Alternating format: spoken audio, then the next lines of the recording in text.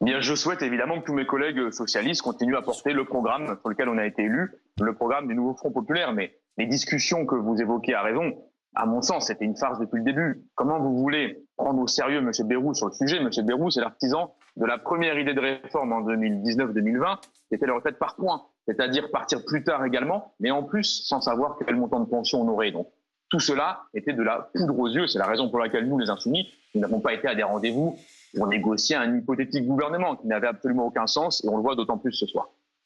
Et donc effectivement, rappelez-nous, vous allez déposer une motion de censure dès le discours de politique générale de François Bayrou, et vous espérez que tout le nouveau Front populaire vote cette motion de censure.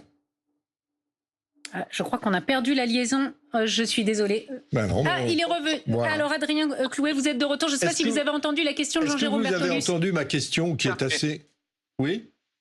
Oui, tout à fait, bien sûr. Nous allons déposer une motion de censure parce que les nominations de ce soir, elles valent discours de politique générale bis. On voit bien que les annonces de M. Bayrou, en tout cas dans les questions au Premier ministre, sont doublées par des nominations très droitières, par une complicité tacite avec Marine Le Pen qui a décidé avec lui plusieurs des noms des ministres. Et donc, tout cela doit prendre fin. Le plus tôt sera le mieux. Mais le responsable de la crise, enfin, ce n'est pas M. Bayrou, c'est M. Macron. Et donc, c'est lui qui, in fine, doit partir, car c'est lui qui prend la responsabilité de ne pas respecter les élections dans ce pays en nommant M. Bayrou et toute la clique qui s'en suit.